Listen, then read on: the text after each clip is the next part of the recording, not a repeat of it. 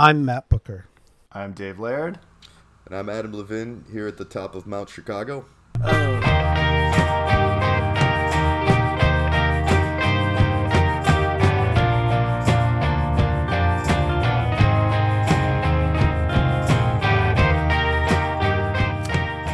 right, Adam Levin, episode 68. Welcome back to Concavity Show, everybody. Adam, welcome back to the show, man. It is so great to have you again on the show. We had you last April 2020 for episode 53. Yep. And if we remember what was happening in the world at that time, it was like a month into the pandemic. Yeah. So we were all just like, what in the hell is happening right now? Yes. We're not picturing the next couple of years properly. Yeah, maybe you could start out and just catch us up. Like, what have you been up to the past, 2 years of the pandemic? Totally. I mean, the same thing as I think I was up to that day, pretty much. Drinking. Writing. Hanging out with Gogol. Hanging out with Gogol, my bird. Hanging out with my Writing. wife. No, I mean, we went, actually, my wife, she teaches at Florida, and she had a sabbatical in fall of 21. Oh, nice. Yeah, so we were in Europe for 6 months, from summer, I think about June of 21 till January of 22, and then we just actually went back again. It's where she's from there.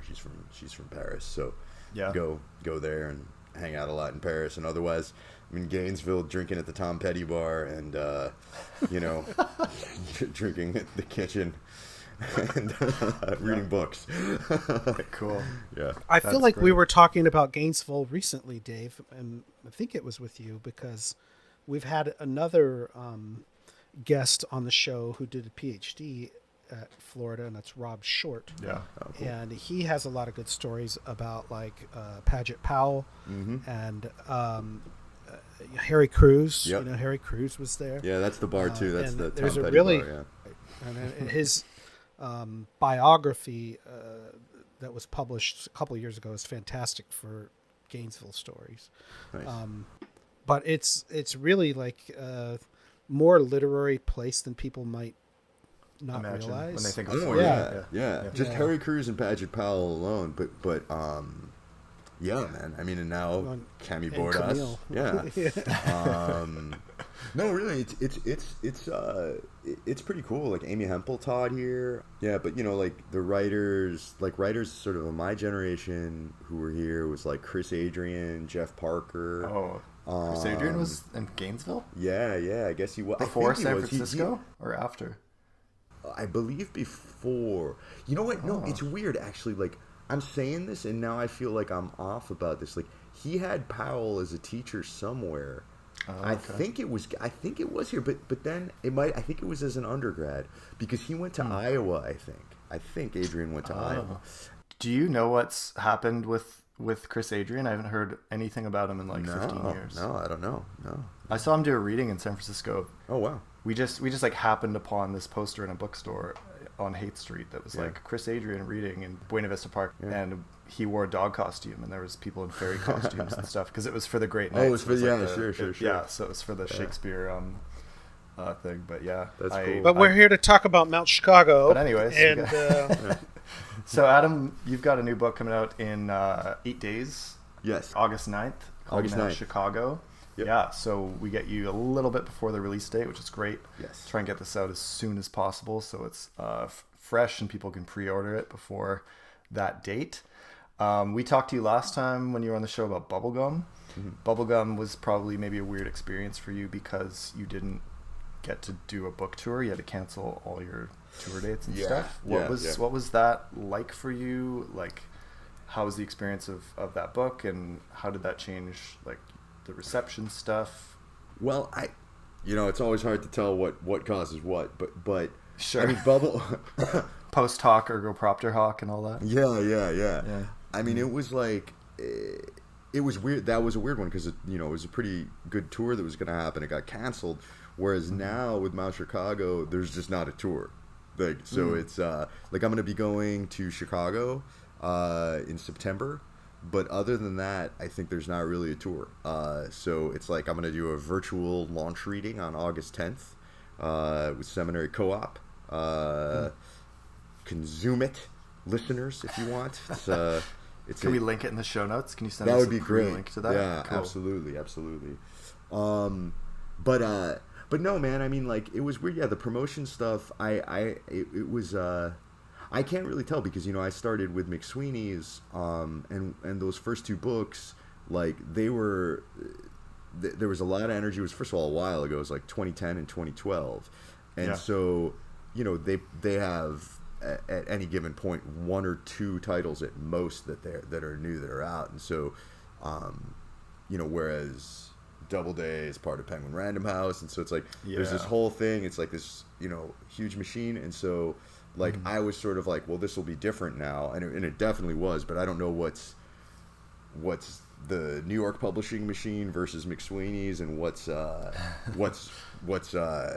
COVID, and what's it just being 22 versus 2010,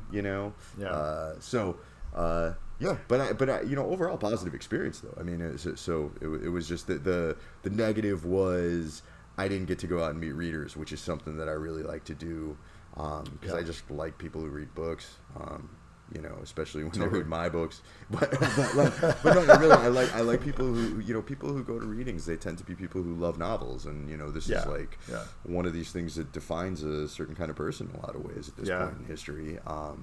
And I usually find that they're very fun to talk to. So it was a sort of a bummer not to be able to do that. But so why no tour for Mount Chicago?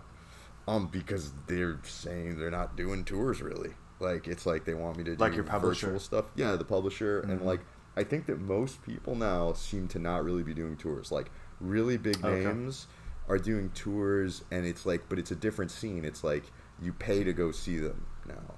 And so that they're not really doing bookstore tours. And I'm sure there are exceptions, but I think most people are doing a reading or two, and at most, and usually it's virtual. So the whole landscape is just changing. Yeah, they got this thing called the internet now. Yeah, but it kind of sucks, right? Well, I'm going to ask Dave in a minute to try to summarize the book for people who. Oh, I was going to ask you to do that, Matt. Great. Cool. I did it last time for Bubblegum. But before we try to summarize the book, and I'll just read the damn summary that the publisher wrote, because it's so hard to summarize this book. But I have a question for Adam, which is that this is your third novel. Yes. So Instructions, Bubblegum, at their core, they both have sort of juvenile protagonists. Yes. And in this book, you don't, right? You have a grown man, an adult. In a lot of ways, this book is a lot more of an adult book, and really there are kind of two twin towers of the book, Gladman and Aftershoots. Schutz? Sure. Schutzy. And if you like, I mean, I want to ask you about that transition. I mean, like you said, it's been a while, even since Hot Pink and Bubblegum. After that, it sounds like that was a book that was in process for a lot longer than maybe this book was. Yes. And so, what was your thinking there of saying, okay, I'm gonna do a novel and it's not gonna have a kid protagonist? I don't really think I did that thing. And I should say, Bubblegum, he's like a grown kid. True. I mean, he's a 30-year-old man. He's just sort of a kid. It's true. He seems juvenile, but I get that he is actually not a child. It's because of the swing set bashing, right, Matt? That you thought that? Yeah. A lot of the stuff. Well, and the little pet. I mean, and it seems like he's younger than he is, but he's 38-year-old. It's true. And there's a lot of kid stuff in there. I mean, but I don't think I made a decision to be like, I will now write a book about an adult, because I just don't make those kinds of decisions. I just I don't. No. I mean, like I just sort of I start writing a thing and I see where it takes me. And at a certain point, I'm like, obviously, these are adults. But there was nothing. I think that I'm pretty comfortable anywhere that my sentences take me. If I'm liking the sentences and I'm liking the voice, rhythm. Yeah, then your writing then is very rhythmic. Yeah, then I'm not going to worry about the subject matter in that regard. Like I don't think about it that way.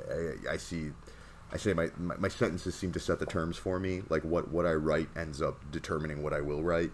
Does that make sense? That's not That's new cool. age. I like either. that. Yeah, but I would say for people who have read the instructions and or Bubblegum, Yeah. I mean, how would you say this fits in with like a sort of arc of your work? Because I think it is very different, and Sure. that's what I'm getting at with Yeah. the adult characters. Yeah. You can do things differently, and there's much more.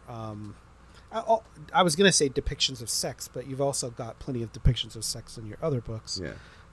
But in a different way, that this just feels much more of the moment Mm-hmm. in a way that I guess, Right. for me, Bubblegum and Instructions feel Bubblegum is sort of futuristic, right? Like dystopian alternate reality. Yeah. Whereas this seems like it is alternate reality, but it's much more of like an adult. It's of rooted our more time. in right now, yeah, and like what the world looks like now to a large degree.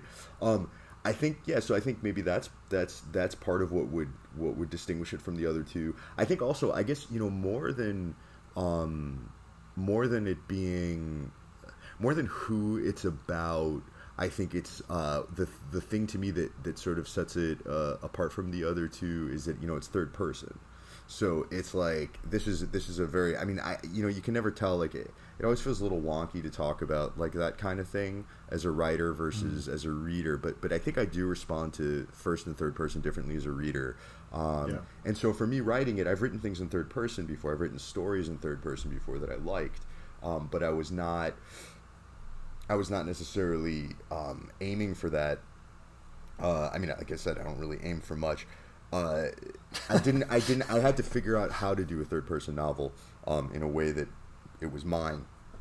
And that was a lot of fun. Seems harder. Well, I think it's just harder. I don't know if it's harder. I don't know. It's all really hard for me. So it's like, like this one, I think, one of the things that I liked about the third person was being able to jump to these different perspectives a little more easily, and you sort of there's certain things that made me feel a bit freer when I was working on it, and certain things that made me feel a bit more caged, but yeah, overall, I mean, I think that changes the way the book feels, and I think that changes how it moves. The book, I think, is like probably my fastest book, in terms of from like a plot perspective, like things happening. I don't know if it's so much things like events happening. It's like you're Yeah. turning the pages. Yeah, and I mean, I guess it's one and the same. It's like, I felt like I was constantly, whereas like with Bubblegum, for instance, I was sort of, my aim was really to pack as much into a long sentence as I could. Right, to get a sentence that accomplishes what someone else's paragraph or chapter would usually accomplish. And with this, I was like, no, I just want this to be lightning. Like I want this to move quickly, and like every chance I could get, I put down a period. Every chance I could get, I hit enter twice, and there's a white space. I was just like, I just want this to pop, pop, pop, and pop. And like, so that was that. But that's the experience of writing it, and I hope that's the experience of reading it. But that was I kind think of so. So that's the sort of opposite approach that I took to Bubblegum, really. I think that was kind of deliberate. That's when I got to the end of Bubblegum, when I got finished with Bubblegum, I thought, man, I don't want to write these really long sentences for a little while, because I've been doing this for a really long time now, and I can do other things. I have and I want to do those other things that I like to do.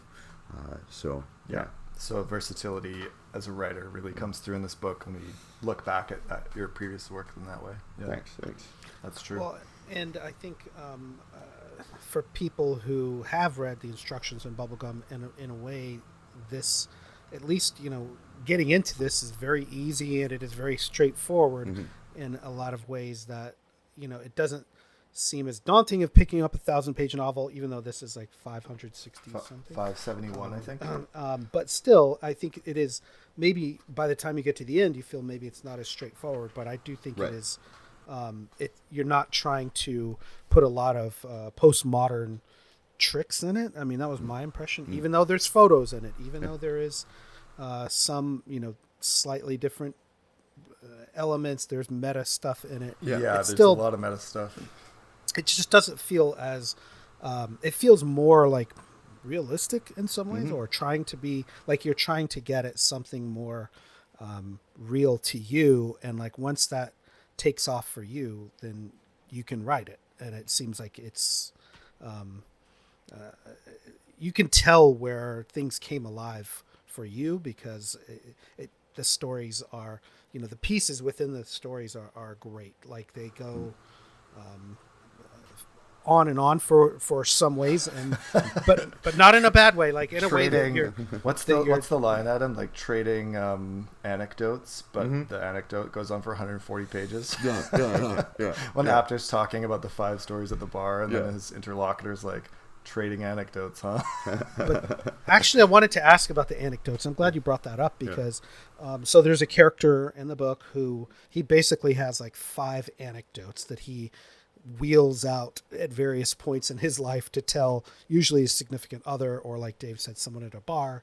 And it's sort of like, here's anecdote number 1 about me. And like this felt very real to me, that like people do have these stories that they hold on to, and formative it's almost life like experiences. Well, and it's also more like formulaic, and that like they've got the telling of it down, or they've told it so many times that it's like a stump speech, right? Yes. Also, isn't that kind of depressing? Right? Like your life story. It all depends. It all depends. I mean, it's certainly something. I remember, like, when I was young and I had like a quicker mind, like I was able to track to whom I'd told what story, and I never ever wanted to repeat myself. I was like, this is a big deal. But then as you get older, first of all, this becomes harder, and you catch yourself telling someone, I would never I don't ever tell the same person the same story, but if you tell your story to friend X one day, and the next day you're hanging out with friend X and friend Y, and friend Y hasn't heard the story, maybe you catch yourself telling the story you just told to friend X to the both of them, and then feel like kind of a dick. So then, there's like, and I don't know, I'm not quite sure why that is, other than that I don't like to bore people. But like, I think that a lot of people think that way, and I think that with Apter and like his approach, his thing about the 5 anecdotes, I think that's more in a way like those are pretty long, like pretty large anecdotes. And I think there's a lot of room within. I imagine him being able to moderate them quite a bit. And I don't think it's so much like a stump speech. I have a bit of affection for Apter, and he's a great character. Thank you. And he's a young man, and like I get the sense that he tells stories to try to figure out who he is. And which changes a lot. His stories change. His identity changes a lot. Right. It feels like. And that's kind of what each of the anecdotes, to me, sort of is like, this is how he thought of his life, then he thought of his life this way, then he thought of it this way, this way, and this way. And this gets reflected later, I think, in Gladman's monologue. I think that's sort of how Gladman goes at it. And I guess I kind of think that people in general, the stories they tell themselves about themselves often are very anecdotal, and I wanted with the book. I mean, I probably should have said before, like, one of the other things apart from short sentences and making it pop quick is I did want it to feel like, this is not just with this book, but it's with the stories I've been working on. It's with everything. Is like I'm very much lately into anecdotes, like into just like beginning, middle, end, like, and stacking them on top of each other in such a way that they create a novel space. And in a certain way, like all novels that I love, when I think about them, they could be described that way. Like, we can look even at, it's no longer the podcast of Infinite Jest, but you could look at Infinite Jest as this. Like, it's like, there are a series of anecdotes about a series of different people. And the through line, the continuity, is like, actually the reader is often the one putting it on there for good reason, not because Wallace or whoever the author isn't getting the reader to do that, but like, it's not like there's not a novel that you feel like you're in a tracking shot. You're usually hearing pieces. Like you're hearing little bits of things stacked upon each other, and then you sort of draw the line between those dots. And so I guess like what I was thinking was now I want to get a lot of anecdotes down and like get them as quick as possible to come across instead of trying to draw that line. Like getting the anecdotes there and then having the reader connect the dots. I'm getting a little too abstract and probably having too much whiskey already. But, you know. Well, this exact same thing happened last time we talked to you, where we jumped into like a lot of specific details about the book and characters, and then we were like, actually, well, let's just tell our audience what is this book about, like in a kind of a larger way, and then we can go back and dig into some more things. All right. Matt, how would you summarize this book for people? Someone asked you what's this book about. I've kind of already alluded to it. I think there's two main characters. Really, the main one is this guy Gladman, who is a Jewish comedian, and Novelist. He is a novelist as well. He's a writer, and he is sort of the survivor of a really tragic disaster that happens in Chicago in the book, and basically like kills his whole family. And he has a cult following online, and it includes this other guy who is the other sort of main character named Apter Schutz. And Apter is an aide to the mayor of Chicago, amongst other things. And anecdotes. He's got history as a social worker. He also gets caught up later with Rahm Emanuel's brother, Ari Emanuel, who's the character from Entourage is based on, and runs a company called Endeavor, real guy. As is Rahm Emanuel, as is Richard Daley, as is Obama, a lot of Chicago people who show up in this.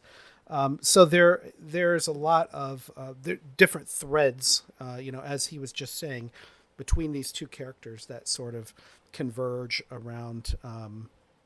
The other third pillar of the book is on the cover is a parrot named Gogol, and I would say Gogol is maybe even a main character in the book. Like, yeah, that's possible.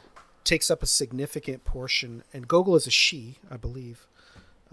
So that's a bit of a spoiler, but yeah. I should have said spoiler alert, but just pretend that I've read the whole book, okay? Just pretend that I've read the whole book, and we can edit that out. Yeah, later fake it till you make it, Matt. Anyways, the bird is a very important part of the book, and that's it. That's my summary. Yeah, good. Okay. What did I leave out, Dave? There's like a million things I could say here. Sure, there's a lot you could fill in with that, but yeah, there's like a catastrophic event that happens in Chicago that kills a great amount of people, and this book I think is a lot about the traumatic aftermath of particularly Saul Gladman trying to live life after the death of like most of his family members, and the mayor of Chicago is kind of a secondary but absolutely hilarious character in this book who wants to put on a benefit concert to raise money to create memorial for this sinkhole event, or terrestrial anomaly. Terrestrial anomaly is another term in the book for like what happens downtown Chicago just plummeting into the earth. Basically, the book's not really about that event. It's kind of everything in the book happens after that, and about the fallout around that event, and how Saul Gladman deals with the trauma, and how Apter ends up going to Saul and trying to get him to perform stand-up comedy at this memorial event. So those are the main like major beats of the story. I think that one of the things that interested me the most about this book is the ways that I think it's for sure the most autobiographical of your work, Adam. And you can correct me if I'm wrong on that, but it seems like you've kind of split yourself between Saul in a lot of ways and Apter in a lot of ways. And I see like what I know about your personal story, like finding a lot of resonance with both of those two characters. It's almost like you're holding up a mirror. Well, he says that with the two faces. The two faces, like totally. Who's the face of it, and then having your actual photo in there. So yes, totally. Did you ever consider just cutting that out, or you're like, no, that's definitely going in? The photos. The photos and the part about the face, like who's the face of it? No. That was not. That was not. I mean, I did. I think I got to that. I mean, maybe when I got to that part, I was maybe having a bit of a crisis about where the book was going to go, and then I think actually that really sorted it out for me. I was like, no, like, but no. Why do you ask? You didn't like it? No, I absolutely love this part, and actually, I highlighted a ton of it. Oh, it's one of my very favorite parts of the book, with the emails to other authors, and yeah, and you say in there, this is a problem of like, basically, what do you imagine when you read? And right. You say, like, if we're reading White Noise, which I almost wanted to call Gladman Gladney. Like Jack Gladney, that's the author, right? And I'm sure that's not coincident. I mean, it is not coincident. The film of which is premiering August 31st at a film festival, right? Yeah. Soon. But like to your point too, like Blood Meridian, when you're reading Blood Meridian, it's not the kid, it's not Judge Holden, it's Glanton that is like closer at least to what the author, like the authorial voice. Mm-hmm. Whereas like Holden just seems like almost like caricature, and like the kid is like this tightly drawn. Kid has no face. Like kid, yeah, right? It's no face. Yeah. And then you put in Infinite Jest and say, which I think is actually kind of controversial. And even though we're not an Infinite Jest podcast anymore, totally, I got to ask you about it because you put an Infinite Jest reference in here. Yes. Direct mention. So we do picture Wallace on Don Gately. And then you put Michael Pemulus and Oren in Candenza. And I definitely can see Oren, and I can see Pemulus, but like I was surprised that you put Pemulus in there over Hal. Yeah, I didn't see it as Hal. I thought that and I mean, look, man, I don't want to get all like narrative science because I don't believe in any of that shit. But like, I sort of feel like where the sympathies go and like who's being made fun of how and like what the sense of humor of the book is. Like, I mean, this is not like I would never like even attempt to write a term paper on anything, let alone this. But like, but yeah, no. My vibe was always that it was those three, and that it actually wasn't Hal. That like this was, there was, yeah. I don't know but again, it's not to say, and like I think this is one of the things that the chapter in my book is sort of going for, is like whatever the intention, whatever Wallace's intention was on these things, this is where the reader does have a bit more authority, right? Like a writer can say, this is what I intended, this is what I meant, you have completely misunderstood my work, etc., etc. But he can't say, you put my face on the wrong guy. like it's like in your mind. Yeah. Like you like, well, I get to do that as a reader. Like, that's my prerogative. Yeah. There's maybe that's maybe a place where his authority actually is a bit less than the reader's. Which and I like the idea of the authority of the writer. I have a cooperative model in my head. For whatever that's worth. Very Saunders. Saunders talks about that sometimes too. Yeah. Co-creating with the author and the reader. Yeah. Totally. So a great capturing of this, what we're talking about here, is on page 238, where you say, however, one thing that may yet be in need of sorting out, depends who you ask, I guess, is the face problem we're having. Might be having, that is. According to Camille, who's just finished reading Mount Chicago up through a portrait of the Apterschuts as young men, the novel has a face problem, a problem to do with who gets the author's face. Mm-hmm. So this is one of those very like metatextual parts of the book where you reference the book and your wife reading it, and a chapter that the reader I don't think has read yet up to this point. And so who do we imagine when we think about Saul Gladman? Are we seeing your face, or do we see it on Apter's shoulders? And then there's a whole hilarious section where you email a bunch of your writer friends about this problem, and Christian Taborda responds, and we talked about this with him on our last episode. The characters in literature don't have faces, not mine or yours or anyone else's. That shit is childish.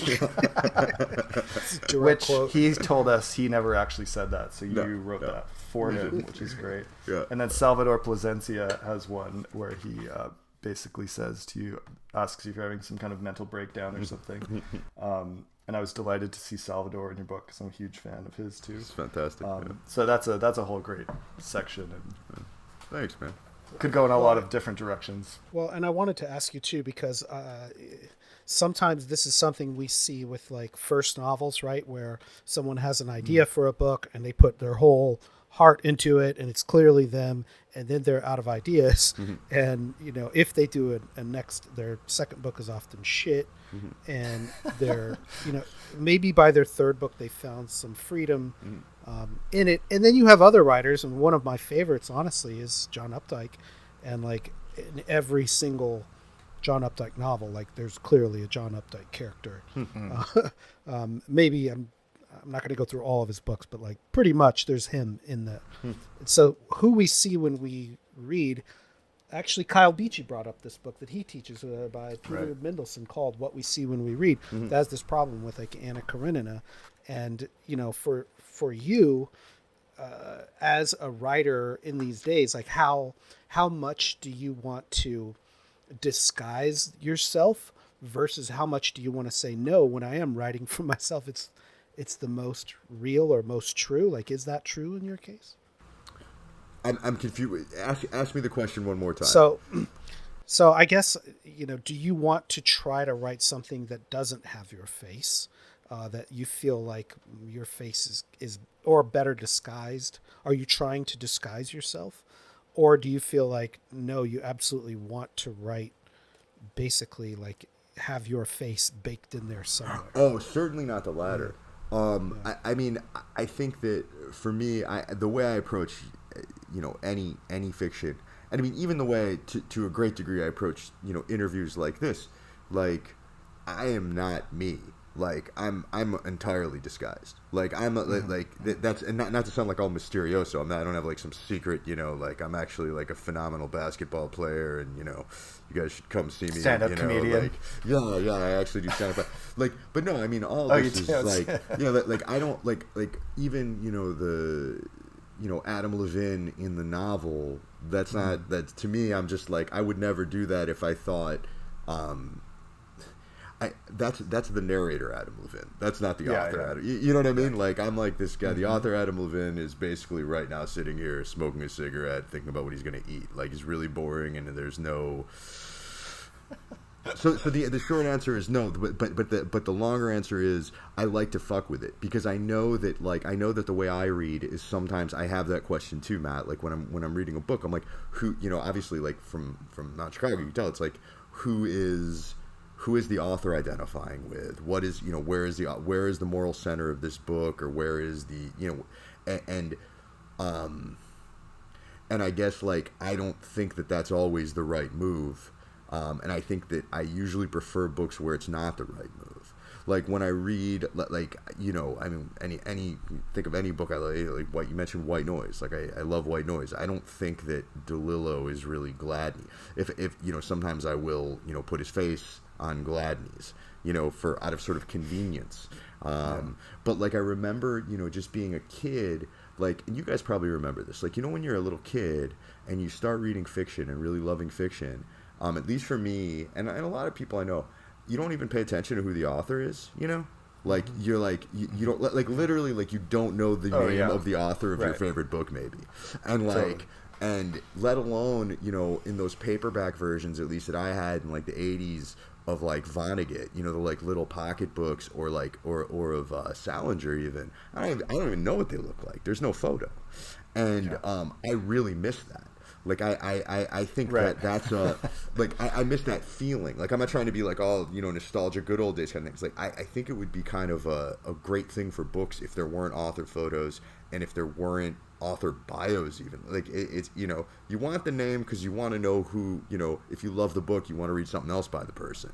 But like other than that, like there's a desire to kind of disappear. And just like have this object and be like, you know, this is my, you know, gift or whatever to readers. Hopefully they will, you know, love it the way that I have loved books that I have loved. But part of it for me is like most of the books I've loved without knowing the author's face.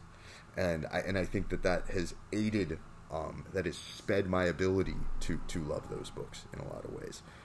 So given that that's inescapable now, I think that the best I can do is sort of blur my face, and like, if anything, is make sort of a these nutsy claims about who you're ascribing my face to, whose body gets my head. And like, and just is it Vinci Poor type? Well, from the instructions. Yeah. Or is that Camille's face on Vinci's? Right. Or the readers? Right. That's a great part. Thank you. Yeah, so what I'm getting at, my sense from this conversation the last time we talked to you, is you're like a diehard Death of the Author fan. Like you ascribe to that model of authorship and the way that readers engage with texts in a way. I think it's the opposite. No. I don't think so. Oh, okay. At all. No. I mean, maybe not the opposite.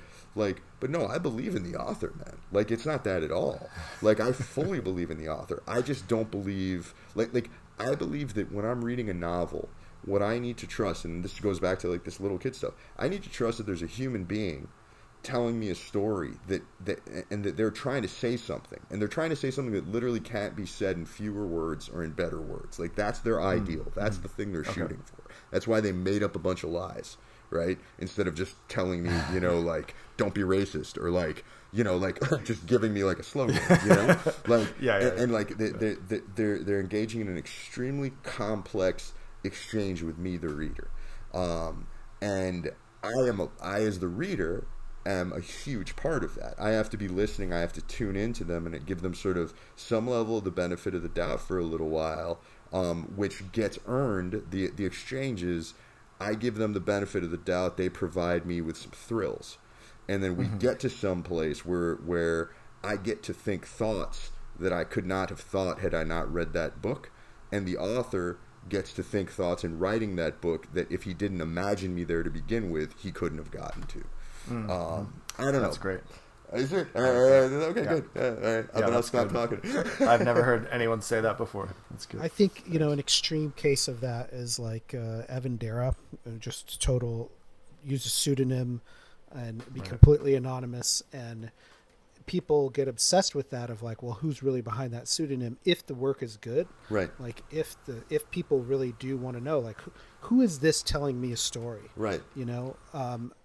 I think I was thinking before we did this interview tonight of if I was in your shoes, if I were, and I try to empathize with everyone who we interrogate on this show, and I think if I wrote a book, published a book like this, like maybe I wouldn't want to really talk about it at all. Like, do you know what I mean? Like, there's some. You know exactly what you mean, man. I don't want to fucking be here right now. Man. I don't want to be here right now. I like you guys. No. But no, it's like that's But no. That's. I don't want to. It's embarrassing in some ways. Yeah. It's like I think it would be a little bit like just super awkward to be like, okay, you wrote this whole fucking book, which I have now read, and I've spent like dozens and dozens of hours in your mind. Now tell me what you really said. It's like, you fucking read the book. Go read the fucking book. I don't know. That's the thing. That's like the whole that's sort of where the compromise is, because it's like, yeah, like I certainly, and like it was just like this from the beginning with the instructions, where I was like, I really like. I'm not, I mean, you guys can tell, I'm not like a shy person. Like, that would be bullshit. Like, I'm not going to play that card. No. Like, I'm not shy. But, like, when it comes to, I do take my fiction's probably the only thing I take seriously. And, like, and so I really do think that my fiction is, like, between 100 and 1,000 times smarter than I actually am. And it's, like, the time that, that I put into it to make it smarter is just, it pops a lot more than I do in a conversation, and it's gonna and I I wouldn't make a book. I wouldn't let a book be published if I didn't think it said what I needed it to say the way I needed it to say it. And I know that I'm fairly inarticulate compared to my work. I'm deeply inarticulate, and like. It's like, I'm not saying that's not like a super braggartly thing. I think it's almost all writers that's the case. There's a few that I've met, like Rusty is amazingly articulate, but like most writers are, a lot of writers are stammering, goofballs, and like, and that's okay. They're not talkers; they're writers, right? And like, I guess what I'm saying is like, there's the compromise though, which is like, I do want people to read the book. This is the world we live in is one where you got to talk to people publicly about the book to get them to read it, and that's like the sort of, you know, cynical, you know, complainy side of it. But then the nice side is like, I earnestly do like talking to you guys. I like talking to people who read the book. The only thing that makes it weird is that it's for public consumption, right? So it's like, if we're in a bar, if I'm at a bar and someone comes up to me and they know my work and they start talking to me about my work, I'm like flattered as hell, and I'm like thrilled to talk about it. I'm like, that's great. Like, you spent all this time thinking about this thing that I wrote. Like, what did you think about it? I'm actually curious, you know? Like, but in this venue, right? It's like, you guys are the interrogators.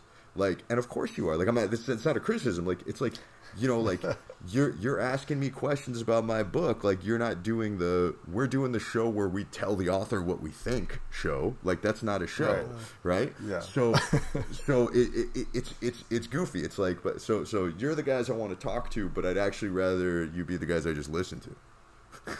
You know well, I mean? If it makes you feel any better, Adam, only like 13 people are gonna hear this conversation. That's good. That's not true. Wonderful. No. I don't. I see. That's a problem. The problem with talking about this too is like, it just sounds like it sounds ungrateful or something, and I really don't mean it. Like, I'm having a nice time. Like, I don't get that this at is all. how it is. Okay. All right. Good. Yeah. Well, and I think, you know, we see ourselves as like we have spent time, just like any other small publication. Like, you build up an audience. So you have an audience, we have an audience, and like, we're trying to be the stand-ins for them and ask you questions that, you know, maybe they would like. Obviously, you can't. We're mass communicating. You know, we can't have 500 people asking you questions. I understand. And so it's just the two of us. No, it's doing me a solid. You guys, by doing this, someone, at least one person more than would have been, will be interested in my book and will read it, and that's fucking awesome. Sure. No, I'm saying that's not a small thing. That is our hope. Yeah. Someone reads your book. They're spending 20 hours looking at a thing you made.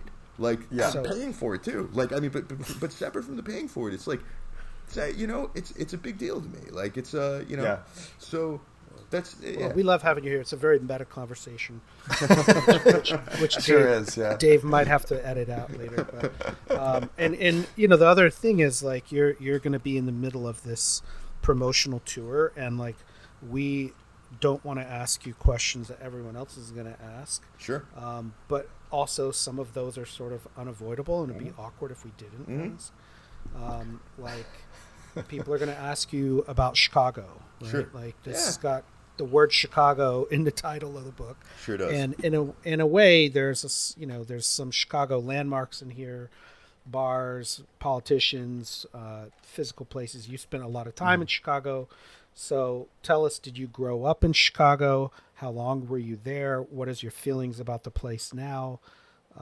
Just give us your Chicago, like, 101. Chicago 101, I mean, like, okay, I love Chicago. I grew up in the suburbs of Chicago, 2 different suburbs, till I was in a northwest suburb and a north shore suburb, till I was 17. Then I moved to the city. And then, apart from going away to grad school in Syracuse for 3 years, I lived there till I was, how old am I now? I lived there till I was 41, or 40. So I lived there a really long time. And I lived pretty much not in exactly the same neighborhood geographically, but in the same neighborhood culturally. Like, so it was like, at the time, like, when I first moved to the city, it was 94, and I was in Wicker Park, Bucktown area, and sort of that's where all the artists were, and you know, it got gentrified. You know, Rolling Stone did an article about it. You know, it was like the coffee shop I hung out at was where like Liz Phair hung out, and Urge Overkill, and like, you know, like, it was like, it was real hip. And then, you know, that sort of just kept moving south and west for the next until I left, basically. And it ended up about, you know, going I would a mile and a half south, and really only expanding west. No, it's, by the time I was leaving, it was expanding west quite far, but like, for the most part, like, you know, 8 blocks, like a mile.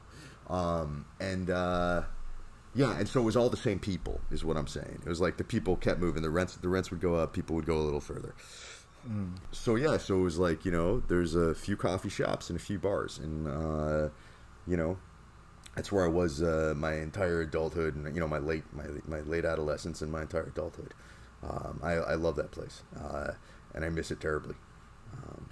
Yeah. But you wanted to destroy it in fiction. And, I didn't destroy my neighborhood. But that's right. Millennium Park. I love Millennium Park, actually, too. In a, quote, miserable fucking disaster. Yeah. I mean, I lived in New York, and I was, living in New York on 9/11, and, everyone, it was funny, like, after 9/11, everyone was like, well, next on the list was...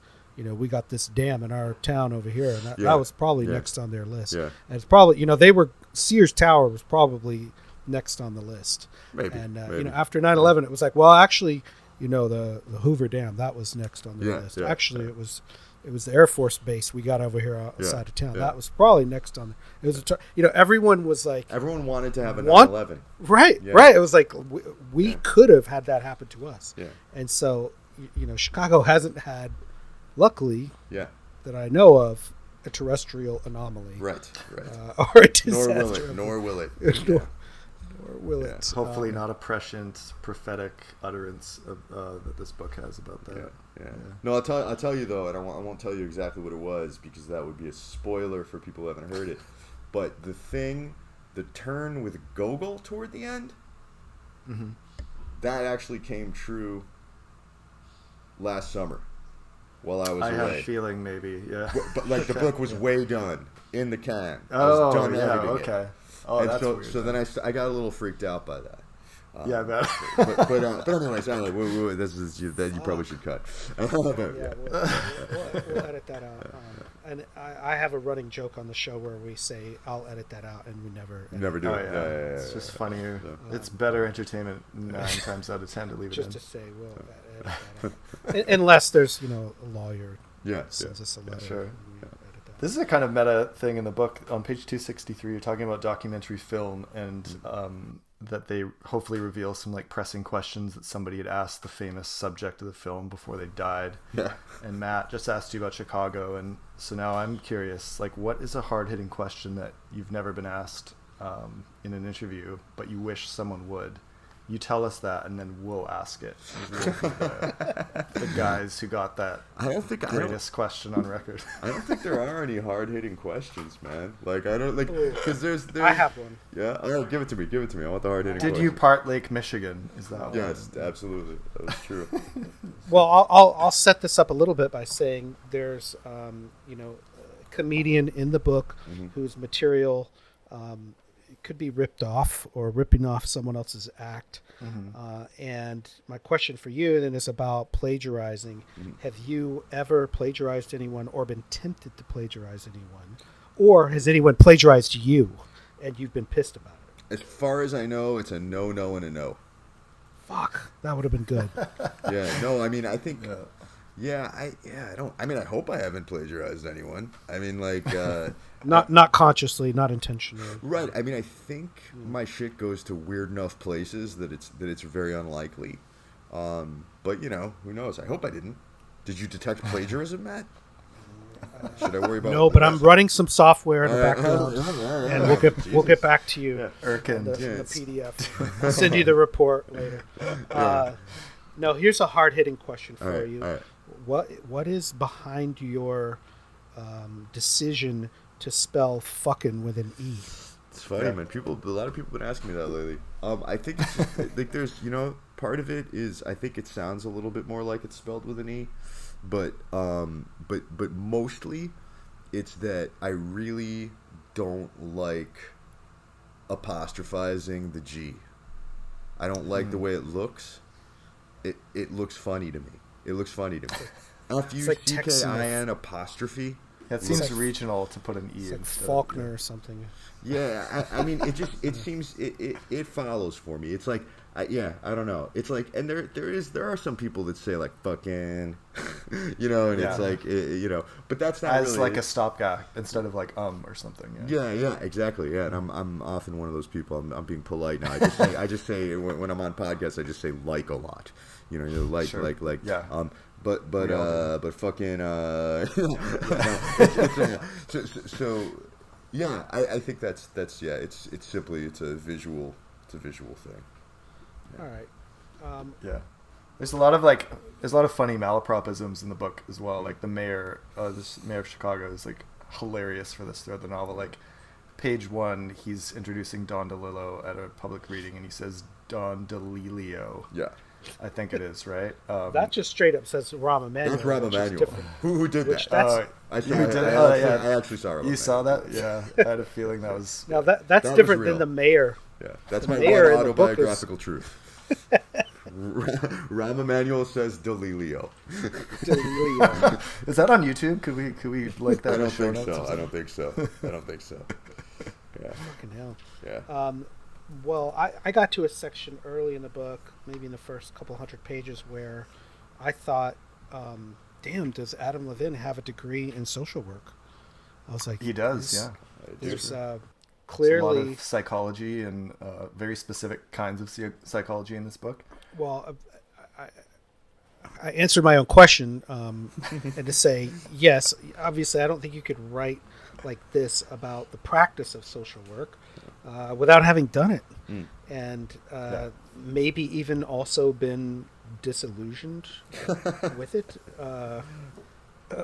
Or is that just a mixed reaction? Maybe there's a love-hate relationship with social work practice there. I have no hate for social work. It depressed the shit out of me, man. I wasn't cut out. Like, I think I was actually, I was okay at it. I was like pretty okay as a therapist. You know, for a young student therapist, like, Right. Yeah. but no, it fucked me up. And I think I wouldn't say I'm disillusioned with social work. I'm disillusioned with myself practicing, with practicing social work for me. But no, I think social work, I think that therapy can be a great thing. And particularly I think behavioral therapy is pretty effective, and I think is extremely helpful. But The really, part in the any book talk about therapy, this yeah. of the guy who has a mortal fear of the state of Indiana. Yeah. Is such a hilarious part. I was just laughing my ass off. That is so great. Good. Solves his problem. But Yeah. I mean, what you're saying there about the effectiveness of the treatment, Yeah. I think that's what I was getting at with the disillusionment, Yeah. because I mean, I highlighted this pretty severely because Yeah. I think it's also a metaphor for what we were talking about, the role of stories and anecdotes. Mhm. Is that he basically comes out and says, there's studies that show the treatment administered by someone who's not even trained in social work can still be pretty effective. Yep. For two people to sit down and just have a conversation with each other, and like talk therapy doesn't necessarily equate to, like, I don't know, masters of social work degree. Right. And really, how do you view that now? Is that partly of what you're doing as a writer, is that working through some of those problems of empathy or something, of listening to other people telling your own stories? I mean, what kind of process? Seems like there's a lot of overlap there. I mean, maybe so. Like, I don't know. I have to think about that for a moment. I mean, like, empathy. I mean, empathy is like this word that I feel like I used to know what it meant, and I forgot. Like, you know what I mean? Not forgot. Like, it's sort of like it's become, especially as applied to literature. Like in when I was practicing psychotherapy, I did have a much stronger sense of what it meant. It was I could feel myself clicking into it or something. But as a writer, I just feel like, I think it's, I don't know, like I get a little touchy around that conversation when it comes to fiction, I suppose, because I think I remember that last time, that we talked like, to you. Yeah, We talked about this a bit. I mean, I'll probably contradict myself because I have no. I mean, That's great. I mean, like, I'm an unprincipled, unethical man who has no real beliefs. Like, but like, I think that with empathy in fiction, I think what it is that if you produce empathy in a reader for a character, that can be a wonderful thing. But I don't think of that as an end of fiction. Like, I don't think of that as like. There's a lot of talk of the point of there being a point to fiction, and the point to fiction being to empathize with others for the sake of empathizing with others, and maybe that makes a beautiful world, and kumbaya, and we hug each other, and like, And I really don't think that's the case. I don't believe that. I don't think that's how fiction operates. Maybe it does for some people who have like read no books, and then the first 5 books they read, maybe it works like that. But I think that yeah, I think empathy is like a tool in fiction. I can relate to that. I mean, maybe I would ask you flip it from the other way as a reader. Yeah. Because I think a lot of people have said like the reading allows you to sort of jump over the wall of yourself and into someone else's self and sort of really identify with someone else. And that could be Indiana Jones, it could be a choose your own adventure novel. Yes. And I have to confess what you were saying there about empathy is not being the goal of literature. Like, I don't know if this really relates, but like I have never like cried at reading a book. I certainly, I have. I mean, but and The Fault in Our Stars. Have you read that book, Matt? yeah, I and cried I get on it. a city bus. I get it, and it's sad, and like there's cancer, and like what if the kid died? Yeah. And like to me, it's just a very different emotional thing. But like I'll cry at movies all the time. I can be manipulated by like a movie can manipulate me into crying very easily. Me too. Yeah, but the like, musical score is usually. Oh my god, it's just like so. I mean, you're watching someone else like fucking die. Yeah. Like that. That is like you could be very driven. Whereas I feel like with reading, I can always like put the book down and walk away and like control my empathy much. Yeah. I'm more distant just from the act of reading. Yeah. Although I do love reading, especially a print book, where I forget who I am for a while, or what time it is, or what day it is. Like, maybe that's a form of empathy, is what I'm getting at. Like, I mean, Mount Chicago made me cry with laughter. With laughter specifically. That's right. Dave did text me. He almost shit his pants. He was laughing so hard. I don't know if I said that, but I think my spouse was looking at me like I was like absolutely on a psychotic break or something. I was in the backyard, just like I could barely breathe, like tears streaming down my face. All right, maybe I misstated. We'll edit that out. Not too far off though. But the part was about shit, Matt. So that's probably where I got mixed up. About having diarrhea at a Jewish daycare. Nice. Yeah. All right. I mean, I would just say, like, regarding the sort of last little thing about the empathy things, is that I think that it's really like what it is a tool. I think there's a thrill to empathy, and I think that's what makes it kind of dubious as a moral end in a lot of ways. But it's also what makes it really fun in fiction, what makes it really useful. Like, I think that in fiction, as I was saying earlier, like, you want to get to a place where you can think new thoughts. Like, I think all art, that's kind of the ultimate feeling for me at least, is like, I am able now to think in a way I wasn't able to think before. Not new thoughts, like I said, not like slogan type thoughts. Like, you actually, like, there's some new matrix that you can see.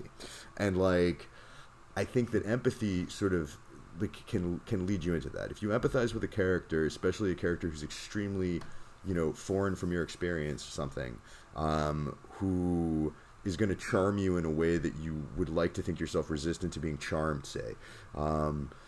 It opens you up to new kinds of thinking, to like actual like new leaps in logic or something, that weren't really available before. I think so. I think that's why empathy ends up being really important in fiction and really central to it, but not. But it's more like it's a way toward a thing rather than the thing.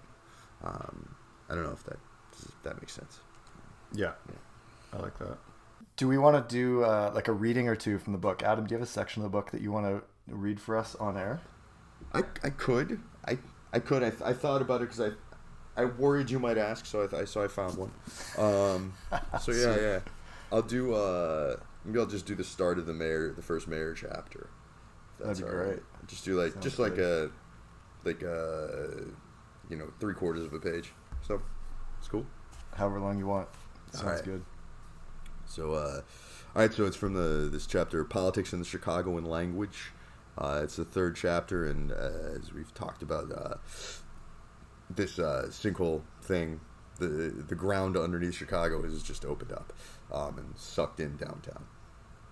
And so now we're going to be in the mayor's point of view. So, Politics in the Chicagoan Language. No one from the mayor's office ever said sinkhole, except for one gal just once over internet. Our thoughts and our prayers are with the families and loved ones of the victims of the sinkhole. By the end of the workday, that gal had been shit-canned. The mayor liked the gal, too. Liked the gal a lot. The gal didn't get it, though, the problem with sinkhole. Or acted like she didn't. One or the other. Same difference in the end. She either really didn't get it, in which case, incompetent, or played dumb when he explained to her, in which case, fuck you, because at least have the dignity. Sinkholes were for Florida.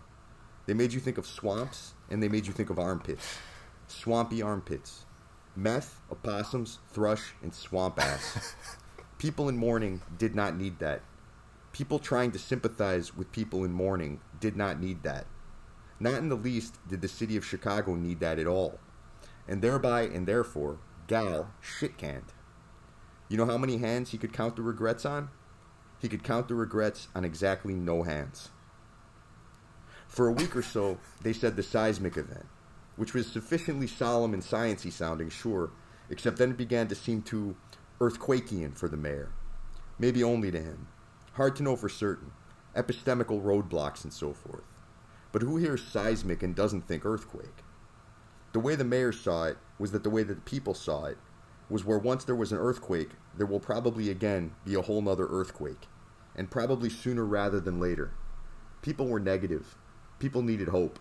The city needed to heal, and then it needed to grow. Always needed to grow. And it hadn't been an earthquake. Basically, what it had been was a sinkhole. So inaccuracy, too. It's short sentences, those what you were saying with the cadence there. There's a real staccato way that the mayor specifically talks in that I loved reading. Yeah. Thanks. Thanks for that, Adam. That's great. Thank you. And that did feel very real to me, the way that politics, especially at the municipal level, would, overthink a press release for actually a really huge event. That was awesome. Yeah. And I love imagining that the stuff that you say about Florida there is pretty well informed by your personal experience in the last few years. That was actually before I even knew I was moving to Florida that I wrote that. Oh, is it? Yeah, those were the stereotypes of a Chicago boy from Florida, man. Chicago boy in Florida. Totally. Yeah. I'm still not sure what swamp ass is. I mean, I think I can imagine, but yeah.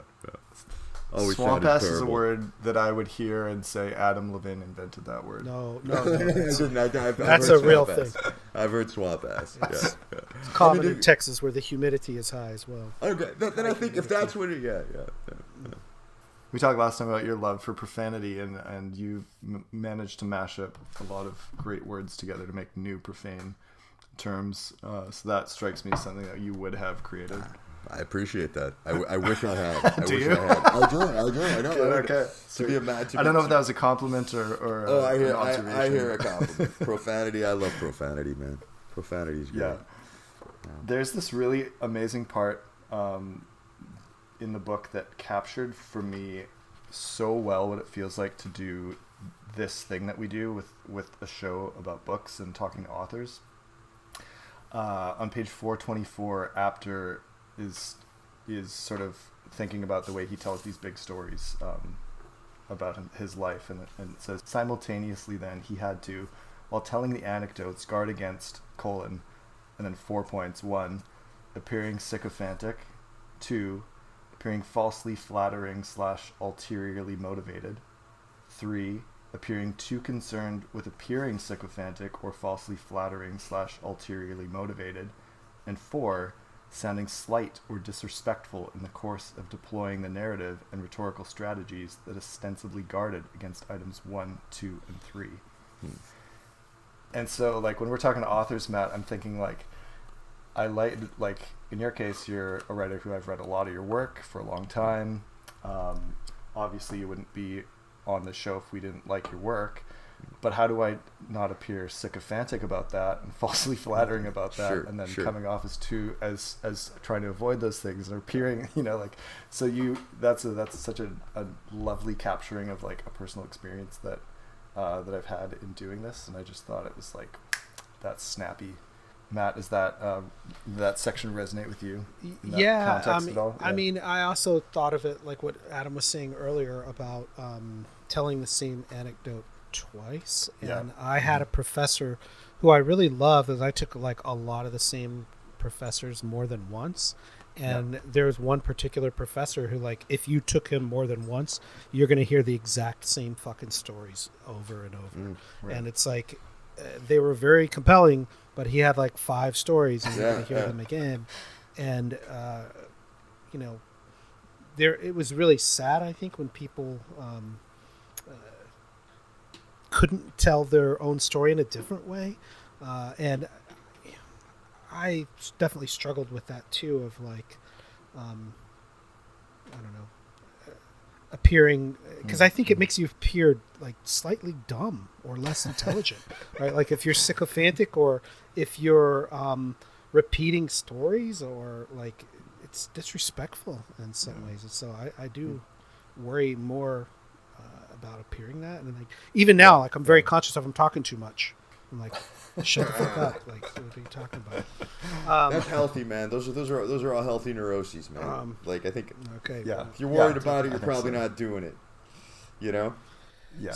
So, one other little question I had for you. This is totally not unrelated, but since this book has come out, between Bubblegum and this book, you've published some stories in the New Yorker. Yes. And you alluded to earlier about some stories that you're working on now. Do you see yourself as writing stories and seeing what comes alive for you as a novel, or like pretty happy writing a bunch of more stories? Oh man, I just write whatever I feel like. Like right now, like I don't really like to talk about what I'm working on because I just make it bad for myself by doing that. I'm not even asking that. Yeah. I totally get it. No, I know. I appreciate. Like, but no, man. I mean, like, I'm bouncing between things right now. So it's like I work every day, and it's like I'm sort of this is how it's been every time I finish a book. So it's like and usually around, because I finished this book like shit, man. My sense of time is so screwy because of COVID. Like, I think, like, no, I'm done. I finished it on 11/17/2021. Oh wow. So, for people who don't know, in the book, 11/17 is the big date. It's like it was kind of cool. It was really not like I was aware of this thing happening. Like, you would think that's crazy, that's but strange, man. That's really weird. It was pretty cool. It was like I was like low odds. I was like, holy shit! Like I was like, but so that was like, so that and so it's usually around now, like sometime between a month before now and a couple months from now, where I'm like, oh, this is the thing now. This is what I'm going to work on. So I feel like it's I work on a bunch of stuff, and one of them rises up, and I'm about to get there, I think. So. Well, but so it might be stories and it might be a novel. Like that's the short answer. Cool. Yeah. I also had a very like meta life moment reading this book. I was at a bar reading, which is not something I ever get to do with 2 children, but my family was out of town. And there's a part in the book where Apter's at a bar reading a book by an author that he really likes. And I was like, okay, I read like 37 pages while I was here at this bar. I did the math. There was a 16% chance odds that I would have read that section at the bar versus the other, 84% of the time reading this book where I wasn't at a bar, and I just happened to read that section when I was at the bar. Like, it was just like, this is kind of weird. And in that section, there's also a Hunter S. Thompson reference.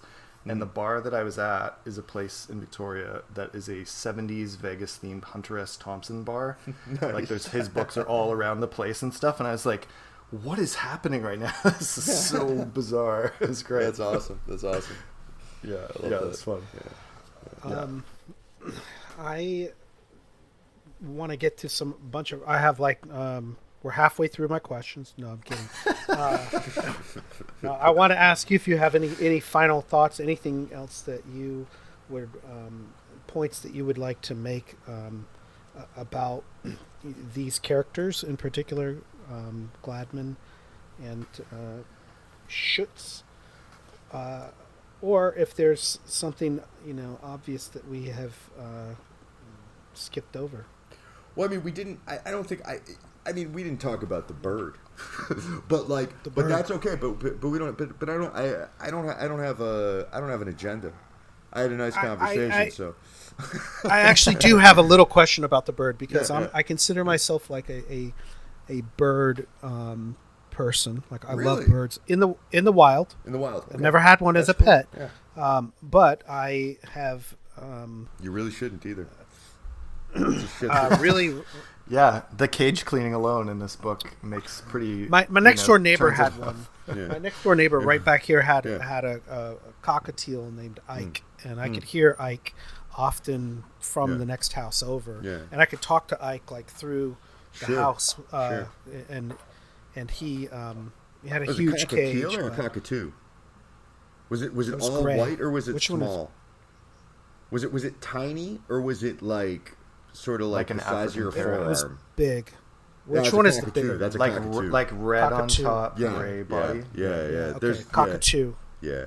Those I- things are I don't wild know, as hell, um, man. They're cuddly too. Mm-hmm. Yeah. No, But those I go do away, have yeah. I totally and like Yeah. just didn't even spend that much time in the cage throughout the day when the Yeah. owner was home and stuff. Yeah. But I have an affinity for birds, especially Yeah. smart ones, right? Like Yeah. crows. And Crows are my brilliant, mom man. grew up next to a house where they had a myna bird, and the myna Oh, bird wow. was Wow. brilliant. Yeah. And it really did feel like because they could seem so intelligent Yeah. that it would be like a member of the family. Yeah. Right. And so I want to ask you about that sort of split between, birds, as most people experience as wild animals, versus like an Domestic, animal in your Yeah. house. Yeah, it's totally fucked up to have a bird as a pet. I would never do it again. I love Gogol. Like I'm like very like I like but I actually and I'm not like a very guilt-ridden man if you haven't picked that up, but like I feel guilty pretty much every day. Like it's like he's like it's when I got Gogol, I really didn't I'm a sort of like a late bloomer in terms of realizing that animals are actually like sentient, which is it's ridiculous to me now. Like it's really it's like it's sort of frightening. Yeah, this whole thing like sidelined the instructions Yeah, it really did. It sidelined the instructions for like 3 months and, when you're. Yeah, and no, it did, and the thing is, yeah, Gogol is like, I think Gogol is a total is aware of things. I mean, understands the world in ways I don't, and obviously vice versa. But this is a wild animal. This is not a thing that should be kept in a cage. Yeah, And like it's not. I'm not like judging people who do it because I always feel like if I did it, then probably other people even have better reasons. But like I would never do it again. Like it seems totally wrong to me. If I could set him free and he wouldn't get killed instantly, I would do it. And I would be very sad and I would miss him. But it's like, not to be real depressing, but it's like I'm pretty anti keeping wild animals as pets. I think it's insane. Yeah, I gotcha. I regret that I did it. Like I mostly for his benefit.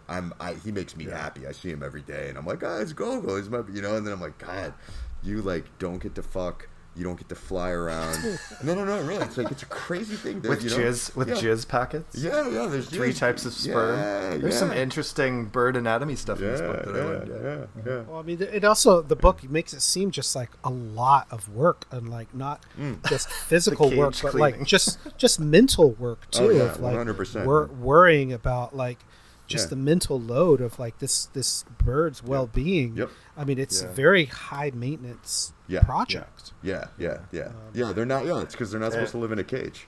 yeah. I mean, it's a crazy thing. But yeah, no, he's. But I also at the same time I think like Gogol, like whatever, like realistically, like you have a bird, like you've raised the bird from when it's small, like it would be completely disoriented and not happy in the wild at this point. But that doesn't mean that he should have been taken from there. I mean, he wasn't. His mother was, but yeah. So anyway, Yeah, too much and, of a bummer. in Austin, there are a lot of like wild parrots in Austin that people are like, "Oh, someone lost this pet," and it's like there's thousands of them that are these green Right. parrots that breed. Well, yeah, and then in Austin. yeah. Are they ringnecks over there, or are they Quakers? I don't know. They're green. I'll have to. Yeah.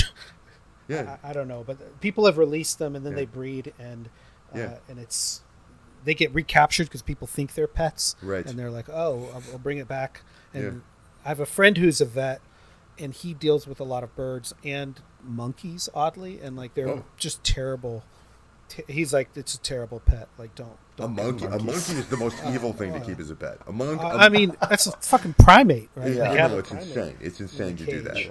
Yeah. Like that. Yeah, but those there are things. people who yeah, do it.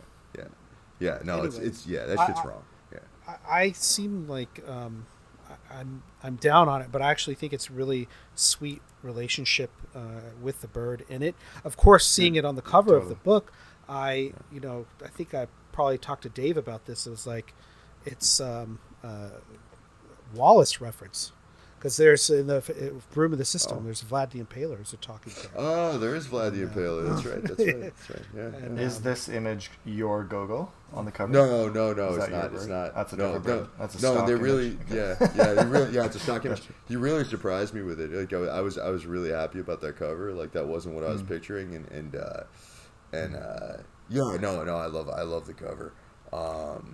And I think there's some weird like visual stuff that goes along with bubblegum with it too. That I don't know if I'm just imagining. It was like Camille pointed it out, and I was like, oh yeah, it's like I got two covers with like the claws on templating's them. very similar, right? Yeah. There's one central Like image. the images in the bottom left. Yeah. One's an egg, the other's a bird. Even though the first one's not. Like, it's kind of cool. Yeah. So. I was wrong about Austin. It was monk parakeets. That's mine. That's Gogol. Those are Gogols. Monk parakeets. Yeah, that's They're a Quaker wild in parrot. Austin. No, but a monk parakeet is the exact same thing as a Quaker parrot. It's a different term. Wow. Yeah, so you're seeing a bunch of Gogols flying around. That's crazy. I mean, and they're not super big. Like you can hold them. Yes, you hold them in your palm. Yeah. Yeah. Like a baseball. Mm-hmm. And it says they look tropical, but they're really not. They're not. No, they're wild. They live in Chicago too. They live in the wild in Chicago. Yeah. Yeah, they're amazing creatures. They're from the Andes. Yeah. I get dork out on South them. America. Yeah. Yep. Oh yeah. They survive Chicago winters and they survive in Austin. Like just think about how crazy that is. Like an animal that's that adaptable. It's basically a human being or this parrot. Like it's pretty remarkable. Like they're really smart. Yeah. So that's the bird part. There's a great part on 399 where you capture like the high maintenance-ness of having a bird like this, where Saul is thinking about why him and his wife Daphne haven't had sex in certain parts of their apartment, and the answer was Gogol. Daphne was shy to fuck in front of Gogol. Maybe Gladman was shy to fuck in front of him too. Either way, that was it. That was the reason. They'd only ever fucked in sight of Gogol's cage when the cage was covered. The couch and the kitchen were in sight of Gogol's cage. So the first thing he'd do when he came through the door, he thought, as he came through the door, was cover the cage. He'd cover the filthy, intolerably disgusting, unhygienic cage that he absolutely had to clean within the next day or so, and Gladman lost the spirit, i.e. in his pants, just like that. I feel like a dork laughing at my own shit. In your pants. I love it. That's hilarious. I think maybe it's because also like birds are the closest relatives of dinosaurs, is that there's something really like ancient and deep within them, and like this, like I said, this Mina bird that lived next door to my grandparents where my mom grew up. It was a very old bird. It'd been there for a long time, and it could occasionally just come out with stuff that like very good mimics, but it would have weird memories and come out with stuff, and it was just sort of like a thing that can talk to you in your house is a lot different than having a cat or a dog. Yes, I think that language piece of it, and really that just unpredictable nature of like what are they doing? Yeah. I mean, cats are pretty weird too, in my experience. Dogs are pretty predictable. Cats are extremely weird, but they're not really expressive. Cats are like, you get the vibe from a cat that a cat is doing exactly what the cat wants to do at all times, right? Yeah, and totally. And dogs really are made to be with humans. Like at this point in their evolution, like they're fucked without us in a way. Like they're they love dogs love people. Like dogs really do. Like their nature is to love people. Like it's not like you have to train a dog to like people. Like they just like people. And whereas birds do not. Like birds have to be handled from the moment they're basically out of the egg, to not be afraid of people, and then they're still afraid of almost all people. Yeah, and cats, whatever. Cats just think they run shit. Cats are just crazy. They're egotists.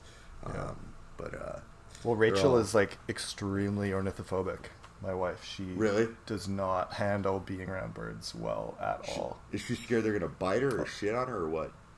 Bite, claw, DI her, and like any proximity to birds. Like Hitchcock, wow. Yeah, she has a real thing. It's quite something. There's some birds you look in their eyes, they're pretty freaky. Have you ever done one of those things where, like the aquarium or the zoo, where you can feed lorikeets, and like lorikeets love like sugar water? Yep. But they're crazy, and like I did this thing. I think it was in the Oregon Zoo where you could go in with like a little cup of sugar water, and like lorikeets would just swarm on you.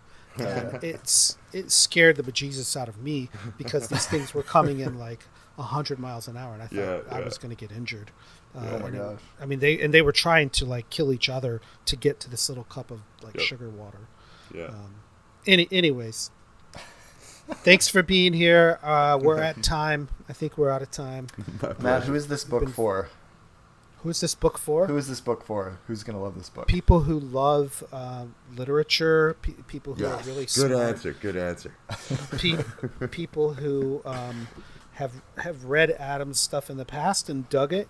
People who have never read Adam Levin. I actually think this would be a good entry point. Place. Yeah, absolutely. Totally. And people who love Chicago. I think Chicago fanatics will pick it up because it has the word Chicago on it. People who love monk parakeets will love this. And, people who Jews, I think Jews. like Jews for sure. The Jewish people will love this book. Israelites. Yes, the Israelites. And there's, I would say, if you liked David Foster Wallace, you will like Adam Levin. Yeah, absolutely. Yeah, there's a lot of pop cultural references. There's a lot about musicians. There's a lot about bands. There's a lot about comedians. There's a lot about other literary figures in this book. That stuff alone is very grabbing. And then it's so funny, as we've discussed, and it's also really poignant. Like it's a really sad book. There's a lot of grief. There's a lot of devastation. There's a lot of addiction stuff. There's a lot of shit and drugs and abjection. And so like usually those are the kinds of books that are my favorite, or that you take these very extreme sort of poles of the human experience and condition, and you put them into, and you weave them together to create something that is complex and nuanced and depicts humanity as a messy species. And so this book has captured all of that super well. Adam, we're so thankful to have had you on, get to talk about it, and thanks for taking the time to let us try and help other people find this book. Thanks so much, guys. Lots of people do, and yeah. Thanks for so that, where I had a great time talking. Awesome. So we've discussed you're not on social media, but where can people find your work? We've talked about some of the places. Everywhere. I mean, like I would do bookshop and and do that. Bookshop.org. Bookshop.org, but also obviously Amazon. It's in all the places, all the bookstores. And then, and I have a website. It's adamlevin.com, and that has like links to a couple of stories I published recently, and awesome. I think an excerpt. A lot of things have happened. Yes. Was in the New Yorker in December. Yes, and you can listen to that. There's a recording that too. of you yes. Narrating it. I listened to that earlier today. Camille just had a new one in March as well. Yes, in the New Yorker. So you two are just continue to be literary power couple of Gainesville, Florida. Keep it up. Matt, where can people find us? We are concavityshow@gmail.com. Please email us with any questions or complaints. Try to answer your questions and handle your complaints discreetly. We are also Concavity Show on Twitter and Instagram. So please follow us, like, subscribe, whatever it is you want to do. That's it, Dave. You want to give any other acknowledgments? Yeah, and we have a new patron this month. Abner Landis. Abner, thank you so much for supporting us. Matt, this is a really cool one. Abner is the author of Meiselman, The Lean Years. Yes. I heard good stuff about that book. Yeah. So last episode, in the bonus episode for patrons, we were talking to Christian Tabordo, and he recommended this as one of his top 5 books of the last couple of years. And so this name came in. It's like, new patron Avner, and I was like, hey Avner, thanks for supporting us. We so appreciate it, yada yada. He's like, yeah, cool. Full disclosure, someone told me that you guys mentioned me on the show, and Christian mentioned me. And then I like Googled, and I was like, oh yeah, of course, we just talked to him. So that we had a really fun back and forth about that. And so I plan to be reading that book very soon, and it sounds like it's going to be really in our sort of wheelhouse. And, fit with our Jewish fiction traditions on this show. Totally, that's right. Love it. I also started rereading the instructions this month, Adam. So I'm about a quarter of the way through that. Oh, nice. So I'm getting my fill of this genre for sure. All right, so that's it. All right, thanks again, Adam. Stay tuned for the bonus episode for patrons coming up in a couple weeks. All right. Catch me now as I sing.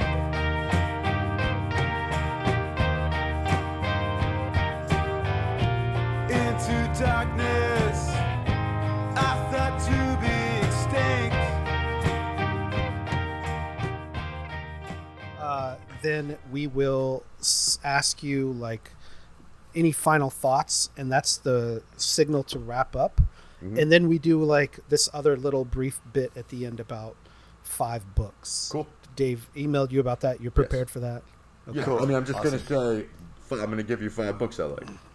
Yep. Yeah, and then we'll hit stop. It'll be 30 seconds long, and that's. And we'll export it, and we'll go home, and that's all you got to do. I love it.